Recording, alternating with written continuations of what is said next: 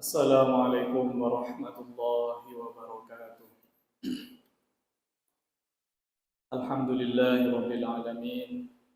Wassalatu wassalamu ala asyrafil anbiya'i wa imamil mursalin. Sayyidina wa maulana Muhammadin wa ala alihi wa ashabihi tayyibin tahirin. Allahumma la sahla illa ma ja'altahu sahla. وأنت يا حي يا قيوم تجعل الحزن إذا شئت سهلا أذكركم بإخلاص النية لله تعالى. Insyaallah pada siang hari ini kita akan melanjutkan majlis pembacaan kitab Al-Qaulul Jali pada bab aqidah insyaallah. A'udzu billahi minasyaitonir rajim. Bismillahirrahmanirrahim. Yaqulul muallif rahimahullah wa nafa'ana bi'ulumihi fid dharain amin ya rabbal alamin. Famimma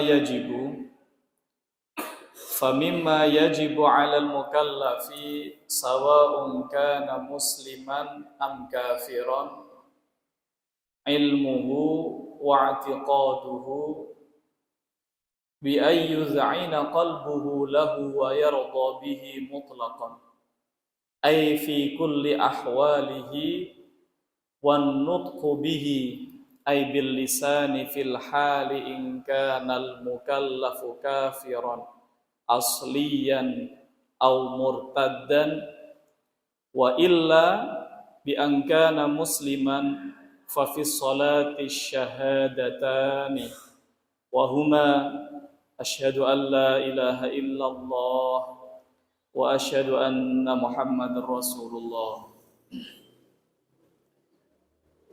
Pada pembahasan ini muallif kitab yaitu Asy-Syaikh Abdullah Al-Harari ingin menjelaskan sebagian dari perkara yang harus diketahui dan juga diyakini oleh setiap orang mukallaf. Kalimat mukallaf ini yang dimaksud adalah al-aqil dan al-baligh, sehingga mencakup orang muslim dan juga mencakup orang kafir. Artinya tidak hanya orang muslim saja, tetapi orang kafir ini diwajibkan untuk mengetahui dan juga harus meyakini dua kalimat syahadat. Mutlaqan ay fi kulli ahwalihi, dalam arti tidak boleh ada sedikit pun waktu yang dia lewati yang terdapat sedikit keraguan terhadap makna daripada dua kalimat syahadat tersebut. Dan juga harus diucapkan wan nutqu bihi bil lisani fil hali in kana kafiran. Nah, khusus masalah mengucapkan syahadat ini dikhususkan bagi orang kafir saja atau orang murtad yang hendak masuk ke dalam agama Islam.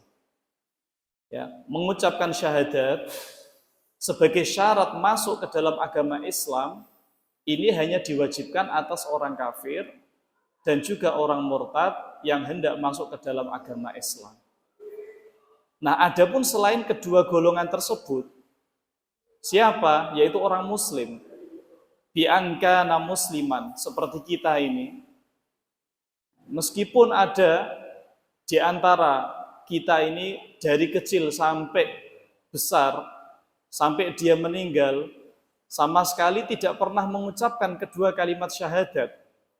Tetapi dia hidup di kalangan umat Islam, tumbuh besar di antara orang tua yang muslim, sehingga dia meyakini bahwasanya tidak ada Tuhan selain Allah Subhanahu wa taala, dan juga tidak ada Nabi Muhammad, tidak ada Nabi akhir kecuali Muhammad sallallahu alaihi wasallam, maka orang tersebut sudah dianggap sebagai orang muslim meskipun seumur hidup tidak pernah mengucapkan dua kalimat syahadat.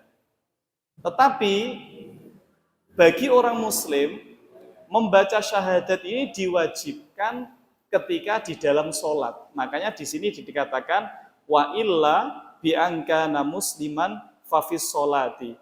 Sehingga dua kalimat syahadat bagi orang muslim itu tidak diwajibkan untuk diucapkan sebagai syarat masuk ke dalam agama Islam, tidak perlu. Wes, bapak ibunya muslim, kemudian kita tumbuh di kalangan orang Islam, diajak ke masjid, sekolahnya pun di sekolah Islam, kita tidak perlu suatu saat bismillah saya masuk ke dalam agama Islam, tidak perlu. Karena secara otomatis dia sudah dianggap sebagai orang muslim meskipun tidak pernah mengucapkan 2 kalimat syahadat seumur hidup.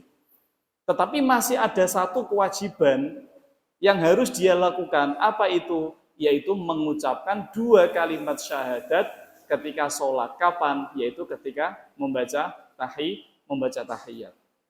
Makanya di sini saya ulangi, famimma yajibu ilmuhu wa i'tiqaduhu mutlaqan wan nutqu fil hali in kana kafiron, baik dia kafir asli, artinya sejak kecil memang memeluk agama non-Islam, atau murtad, dalam arti dia pernah Islam kemudian keluar dari agama Islam, maka ketika ingin kembali ke dalam agama Islam, tidak cukup hanya al-ilmu, tidak cukup hanya al-i'tiqad, tetapi harus ditampakkan dengan apa? Dengan mengucapkan kedua kalimat syahadat tersebut. Nah, jika dia orang Islam, maka tinggal kewajibannya adalah mengucapkan syahadat ketika di dalam sholat, yaitu ketika membaca tahiyat. Karena isi daripada tahiyat salah satunya adalah asyhadu an la ilaha illallah wa asyhadu anna muhammadar rasulullah, yang itu merupakan salah satu rukun daripada sholat dan tidak boleh ditinggalkan. Wa illa bi angkana musliman fa fi sholati asy-syahadatani. Jadi asy-syahadatani ini adalah mubtada daripada khobar muqaddam. Jadi mimma yajibu itu adalah khobar yang didahulukan dari mubtada. Nah, cukup jauh itu. Wahuma, apa itu syahadat 2? Wahuma asyhadu an la ilaha illallah wa asyhadu anna muhammadar rasulullah.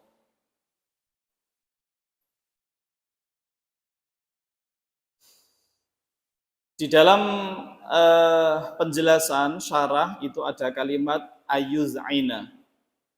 Itu guru saya menjelaskan yuz'ina itu artinya adalah yardo, ya, sama. Bi ayuz'ina qalbuhu lahu ay yardo. Nah, yardo. Hatinya ridho dengan apa yang dia yakini itu. Wa bima anna syahadataini huma aslu da'wati wajaba 'alal muslimi ay ya'rifa ma'nahuma. Walidha bada'al musannif rahimahullahu ta'ala bi syarhi syahadatil ula. Mengingat kedua syahadat adalah inti pokok daripada dakwah Islamiyah, maka wajib bagi umat muslim untuk mengetahui makna intisari dari kedua kalimat syahadat tersebut. Kenapa? Karena banyak sekali orang-orang yang mengaku sebagai orang Islam, fasih mengatakan 2 kalimat syahadat, tetapi apa yang diyakini di dalam hatinya justru membatalkan apa yang diucapkan dengan lisannya. Nah, ini dijelaskan oleh panjang lebar oleh Syekh Abdullah Al-Harari di dalam kitabnya As-Siratul Mustaqim. Hukmu man yada'il Islam lafdhan wa huwa munaqidun lahu. Itu di dalam bab Siratul Mustaqim. Hukum orang-orang yang mengaku sebagai umat Islam tetapi isi hatinya bertolak belakang dengan apa yang diucapkan. Walidha bada'al musannif rahimahullahu ta'ala bi syarhi syahadatil ula faqal. Oleh karena itulah musannif di sini mengawali untuk menjelaskan syahadat yang pertama. Apa kata beliau?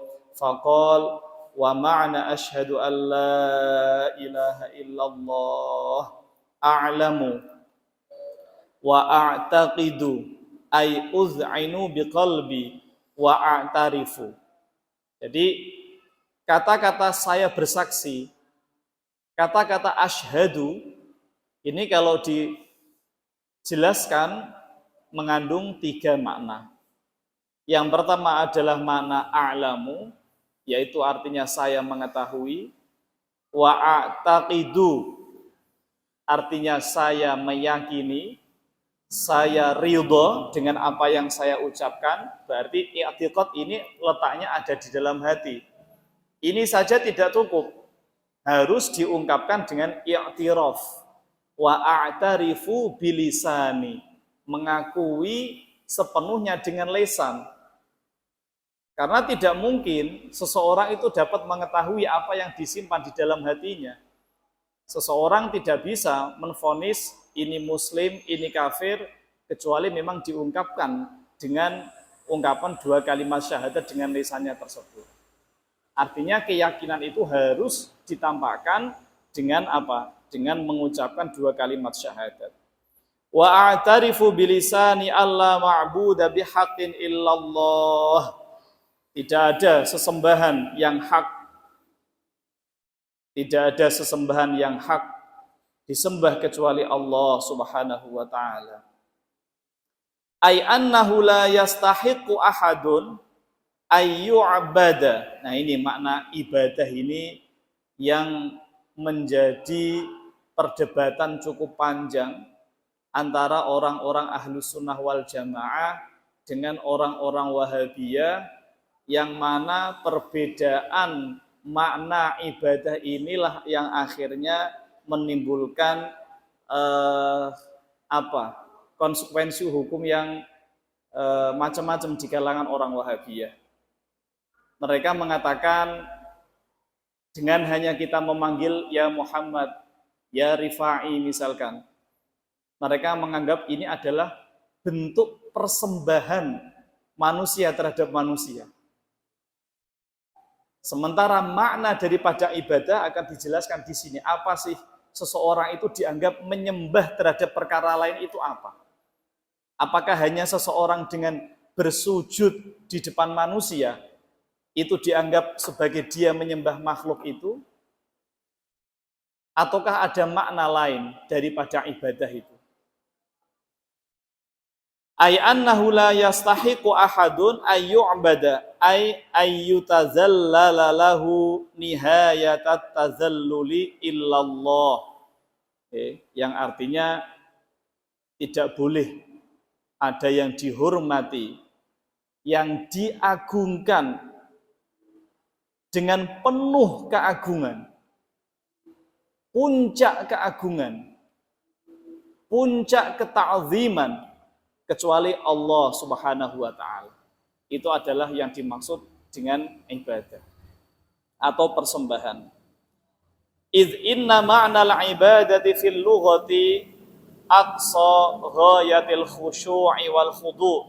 Karena makna daripada ibadah ini secara bahasa itu adalah aqsa ghayatil khusyu'i wal khudu'.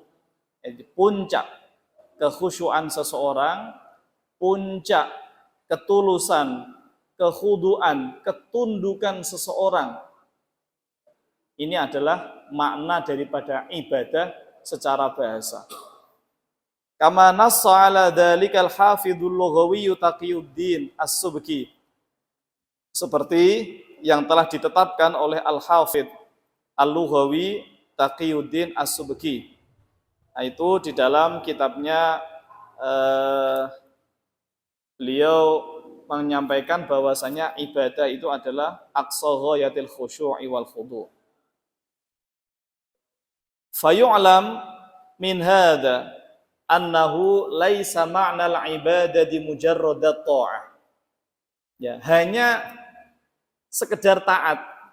Contoh seorang murid ketika diperintah oleh gurunya misalkan, "Nak, bersihkan halaman pesantren. Nak, bersihkan kamarmu." Ini tentu seorang santri akan taat kepada perintah gurunya. Tetapi apakah hanya sekedar taat itu mengindikasikan seorang santri itu menyembah terhadap gurunya? Kan tidak. Nah, makanya ini yang menjadi salah faham orang-orang Wahabiyah di dalam menafsirkan makna daripada ibadah. Makanya ada salah satu cerita ketika salah satu sahabat namanya Mu'adz bin Jabal, dia datang suatu hari pernah diutus oleh Rasulullah ke negeri Syam, kemudian sepulang dari negeri Syam, Dia bertemu dengan Rasulullah Shallallahu Alaihi Wasallam, lalu bersujud. Sujud dia di hadapan Rasulullah. Rasulullah kaget, tidak pernah mengajarkan seperti ini, manusia sujud di depan manusia. Kemudian Rasulullah mengatakan, "Mahadha," kata Rasulullah. Kemudian Mu'adz bin Jabal ini mengatakan, "Ya Rasulullah, inni ra'aitu ahla syami yasjuduna li bataraqatihim wa asaqifatihim." Wahai Rasulullah, saya melihat penduduk-penduduk Syam itu mereka sujud terhadap pimpinan-pimpinan agama mereka, terhadap pastor-pastor mereka, uskup-uskup mereka. Kemudian kata Mu'adz bin Jabal, "Wa anta aula bidzalika." Engkau lebih utama wahai Rasulullah. Engkau lebih berhak mendapatkan sujud tersebut. Kemudian Rasulullah mengatakan, "Lau kuntu amuron ahadan li ayyasjuda li ahadin la amartu imra'atan antas judali zaujiha." Jika saja saya itu memerintah, kata Rasulullah, lau, ini kan namanya lau imtina'iyah. Jika, berarti Rasulullah kan tidak pernah memerintah. Jika saya memerintah orang untuk sujud di hadapan orang lain, tentu yang pertama kali saya perintah adalah seorang istri yang harus sujud di depan suami.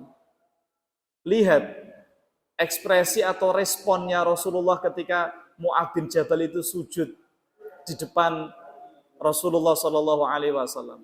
Rasulullah tidak langsung mengatakan, "Mu'adz bin Jabal syirik ini. Mu'adz bin Jabal kufur kamu karena telah sujud." Padahal yang dilakukan oleh Mu'adz bin Jabal di hadapan Rasulullah Shallallahu Alaihi Wasallam itu adalah bentuk penghormatan yang agung. Tapi meskipun begitu, Rasulullah tidak langsung menvonis itu syirik ataupun kafir. Karena yang dimaksud ibadah bukan itu. Seseorang sujud di depan orang lain itu bukan bentuk ibadah. Tetapi penyembahan itu adalah lebih daripada itu, di mana seseorang itu menyerahkan ketundukannya, kepatuhannya, ketaatannya kepada Allah Subhanahu wa taala, itu adalah yang dimaksud dengan ibadah. Awin nida, atau hanya sekedar panggilan. Awil istighasati, atau meminta tolong. Awil isti'anati, awil khaufi, awil rojai, kama yazunnu ba'dun nas. Nah, ini bukan termasuk daripada makna ibadah. Al-wahidu, ini sifat daripada Allah Subhanahu wa ta'ala. Alladzi la syarika lahu fil uluhiyah. Allah Subhanahu wa ta'ala adalah zat yang wahid, tunggal, esa, tidak ada sekutu baginya. Al-ahadu, alladzi la yaqbalul inqisam. Alladzi la yaqbalul inqisam, yang tidak bisa dibagi-bagi. Wa tajazzu'a, li'annahu laisa jisman, la huwa jismun kathifun kal insani wasyajari wal hajari, wala huwa jismun latifun kan nuri wal zolami war rih. Allah Subhanahu wa ta'ala adalah zat yang wahid, zat yang ahad, tidak bisa terbagi-bagi, karena Allah Subhanahu wa ta'ala bukanlah jisim, tidak seperti komponennya manusia, terdiri dari bagian atas, bagian bawah, bagian kanan, bagian kiri, yang bisa dibagi-bagi, tidak. Allah Subhanahu wa ta'ala juga tidak seperti jismun latif, yaitu benda yang tidak dapat digenggam oleh tangan. Seperti apa? Cahaya, kegelapan, angin. Ini adalah bentuk pensucian Allah Subhanahu wa ta'ala dari sifat-sifat makhluk. Al-awwalu alladzi labtida'a li wujudihi falam yasbiq wujudahu ta'ala adamun wa bima'nahu al-qadimu. Al-awwal dan al-qadim ini memiliki makna yang sama. Idza utliqa 'ala Allah ta'ala li'anna qidamallahi dzatiyun wa laysa zamaniyan. Jadi ada namanya qidam zati, ada namanya qidam zamani. Ya, jadi qidamnya Allah Subhanahu wa taala ini zati, bukan berpatokan dengan waktu. Jadi tidak boleh dikatakan Allah Subhanahu wa taala misalkan ada sejak 1 miliar tahun yang lalu, tidak. Meskipun 1 miliar, 2 miliar atau 1 triliun tahun yang lalu, itu kan tetap dibatasi oleh waktu. Tetapi Allah Subhanahu wa taala tidak memiliki permulaan. Tidak memiliki permulaan. Ya, itu yang dimaksud dengan al-qadim. Kalau qadim zamani, itu dalam bahasa Arab kita sering menggunakan bahasa-bahasa qadim. Misalkan ada bangunan sudah tua renta, terus kita katakan hadzal bina qadim jiddan. Hadzal bina qadim jiddan, itu sering kita gunakan sehari-hari. Maksudnya apa? Bangunan ini sudah dulu sekali, sudah kuno. Itu boleh kita menggunakan istilah qadim. Tetapi qadim di sini itu qadim zamani, artinya dulu sekali tapi tetap dibatasi oleh waktu. Sementara Allah Subhanahu wa taala sifat qidamnya bukan zamani melainkan zati. Al-hayyu al-muttasifu bihayatin azaliyatin abadiyatin. Allah Subhanahu wa taala maha hidup. Hidupnya Allah azali, abadi, laisat biruhin, tanpa ruh, walahmin, daging, wadamin, darah, wa asobin, apa itu namanya, syaraf dan seterusnya, wa mukhin, otak, bal hayatuhu sifatun qadimatun qaimatun bidzatihi ay sabitatun lahu, melainkan sifat hayatnya Allah Subhanahu wa taala ini adalah merupakan sifat yang dahulu. Ya, berbeda dengan manusia. Manusia ini hidupnya itu tergantung dengan beberapa komponen organ tubuh. Sedikit saja ada yang terganggu, maka kehidupannya itu juga akan terganggu. Manusia butuh yang namanya ruh. Manusia butuh yang namanya jantung. Manusia butuh yang namanya apa? Paru-paru, hati, darah, dan seterusnya. Jadi hayatnya manusia itu bergantung kepada organ-organ tubuh tersebut. Sementara hayatnya Allah Subhanahu wa taala ini tidak bergantung kepada benda-benda tersebut. Hidupnya manusia ada permulaan, hidupnya Allah tanpa permulaan. Hidupnya manusia ada akhiran, sementara hidupnya Allah Subhanahu wa taala tidak ada akhiran. Al-qayyumu, qayyum ini yang dimaksud adalah al-qaimu binafsihi, atau biasa kita sebut dengan qiyamuhu binafsihi. Apa maksudnya? Alladzi la yahtaju li ghairihi. Itu maksudnya. Bukan berarti qiyamuhu binafsihi ini Allah Subhanahu wa taala berdiri sendiri, tidak. Tapi yang dimaksud dengan al-qaim binafsihi atau qiyamuhu binafsihi ini artinya adalah alladzi la yahtaju li ghairihi wa kullu syai'in yahtaju ilaihi. Itu maksud daripada qiyamuhu binafsi. Allah tidak butuh terhadap perkara lain, tapi perkara lain itu yang butuh terhadap Allah Subhanahu wa taala. Itu maksud daripada qiyamuhu binafsihi. Ad-daimu alladzi la yalhaquhu wa la yajuzu alaihil fana'u. Daim artinya kekal. Ya, kekal, abadi. Tidak akan punah, tidak akan rusak, tidak akan mati. Itu adalah Allah Subhanahu wa taala. Li'annal fana'a yastahilu alaihi aqlan. Fala daima bihadzal ma'na illallah. Karena yang namanya fana itu mustahil bagi Allah Subhanahu wa taala secara akal.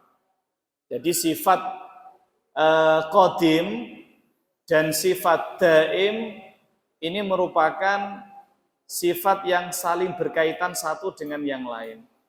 Makanya dikatakan masabata qidamuhu atau masabatat azaliyatuhu, nggih, sabatat apa itu namanya?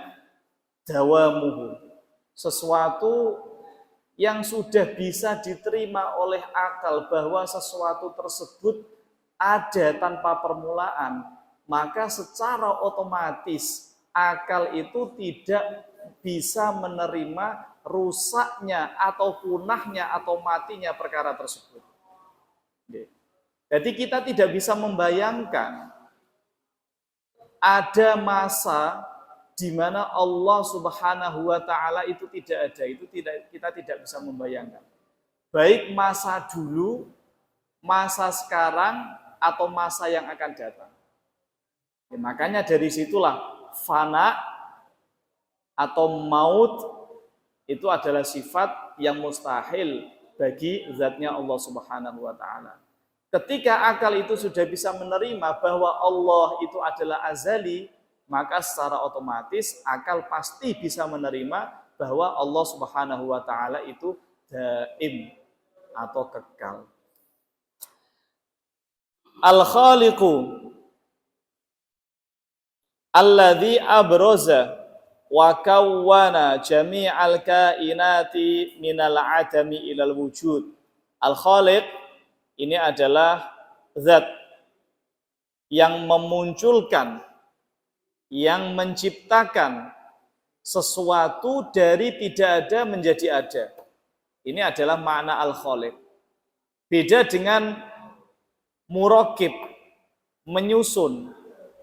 Seperti misalkan orang membuat kursi. Ini tidak bisa dikatakan sebagai orang yang menciptakan kursi.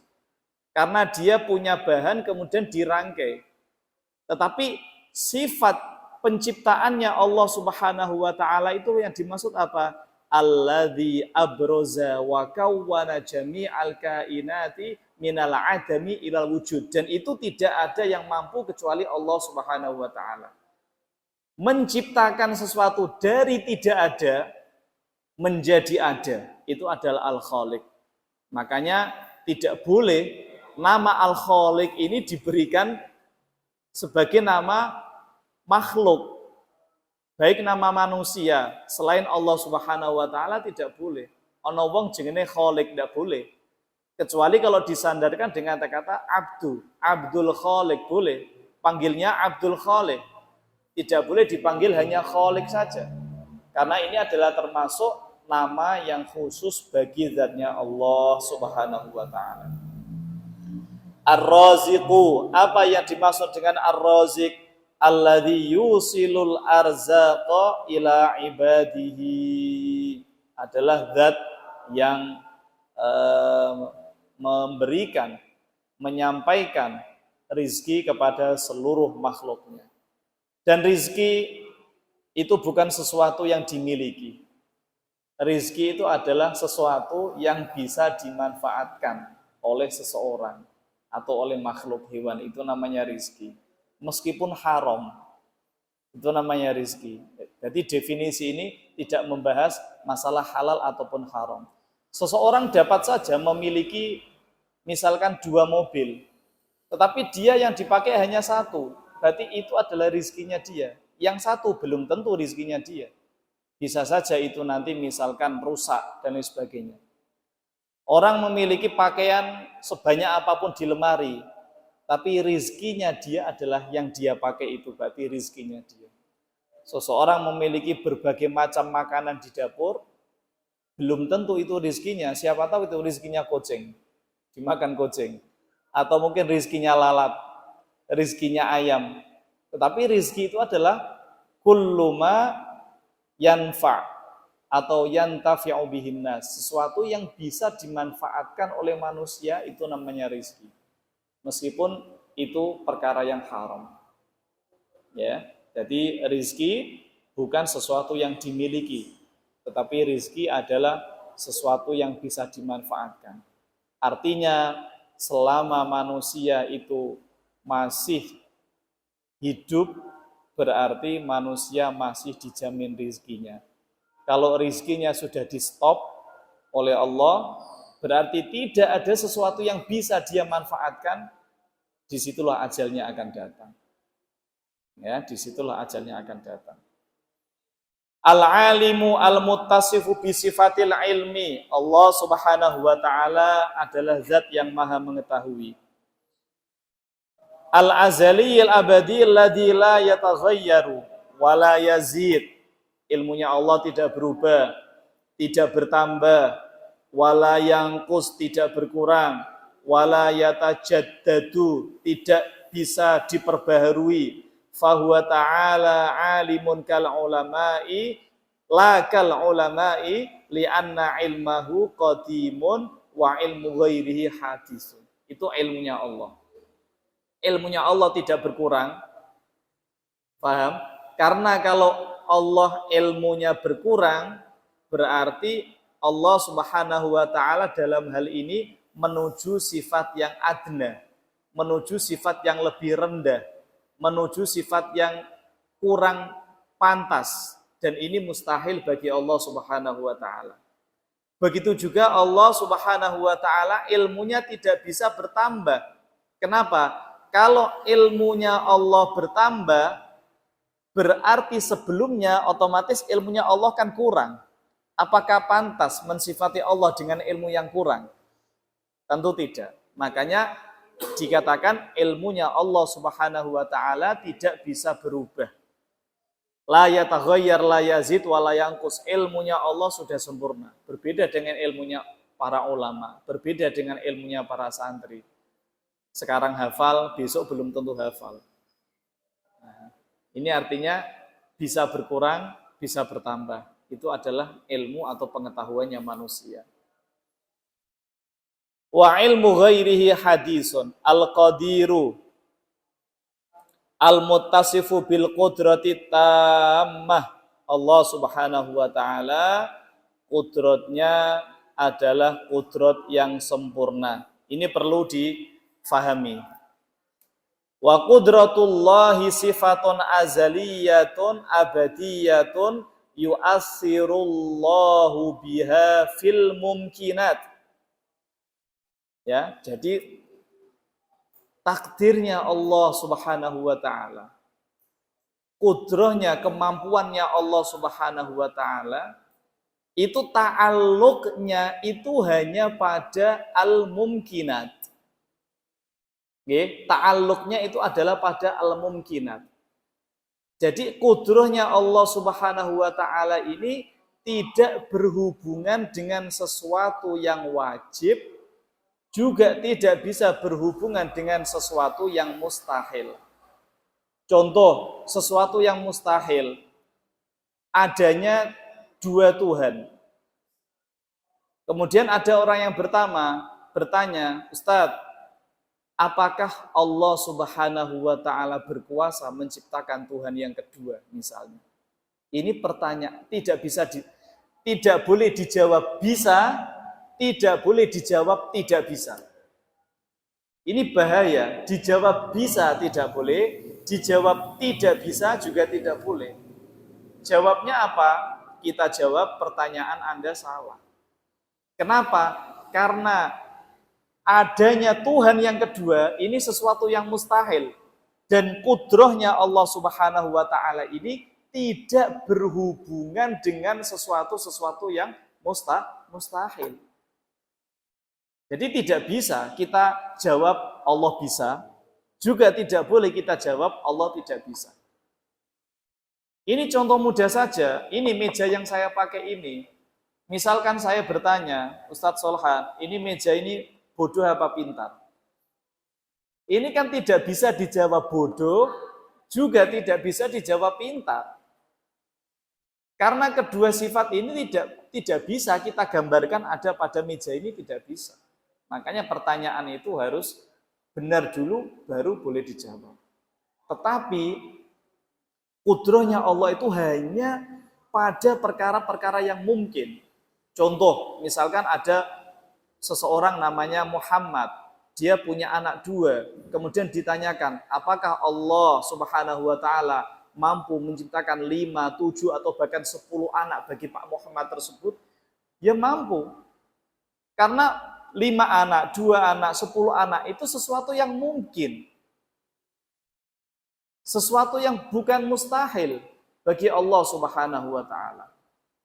Mulanya di sini dikatakan yu'assirullah, asar kudrahnya Allah Subhanahu wa taala itu hanya pada perkara-perkara yang mungkin.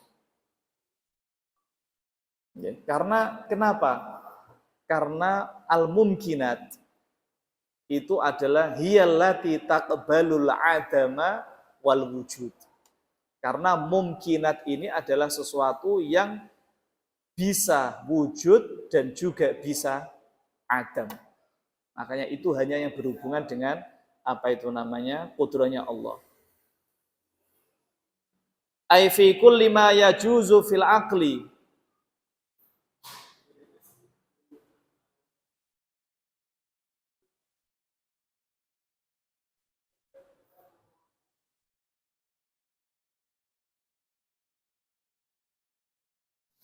Ai la yajuzu fil aqli wujuduhu taratan wa adamuhu taratan ukhra fiha yufabiha.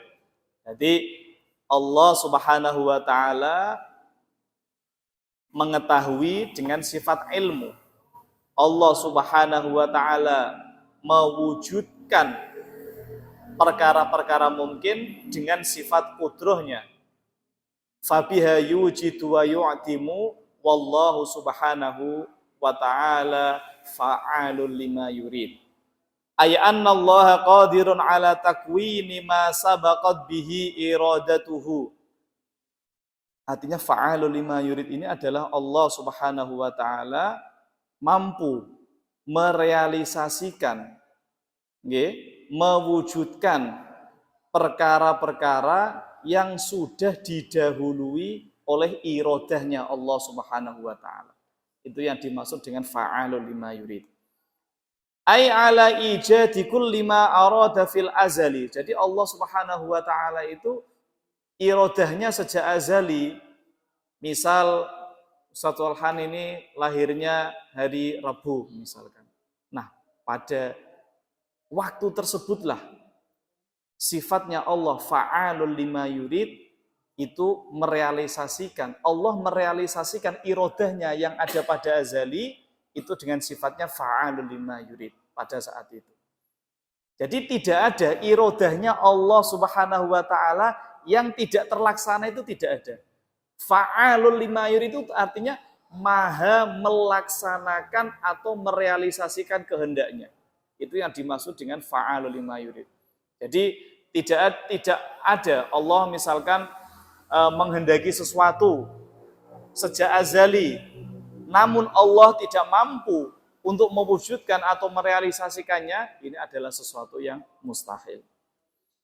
Ay ala ijadi kulli ma arada fil azali wujudahu, fallahu ta'ala la yu'jizuhu an dzalika syai', yaf'alu ma yasha' bila masyaqqatin wala yumani'uhu ahadun. Allah Subhanahu wa taala tidak ada sesuatu pun yang dapat melemahkan, menggagalkan iradahnya Allah Subhanahu wa taala. Qauluhu masyaallahu kana wa ma lam yasha' lam yakun ilahuna wallahu a'lam bissawab. Nuhallil wa nusalli ala Rasul sallallahu alaihi wasallam. La ilaha illallah, la ilaha illallah, la ilaha illallah. Allahumma salli ala sayyidina Muhammad wa ala alihi wa sahbihi wa sallim. Assalamualaikum warahmatullahi wabarakatuh.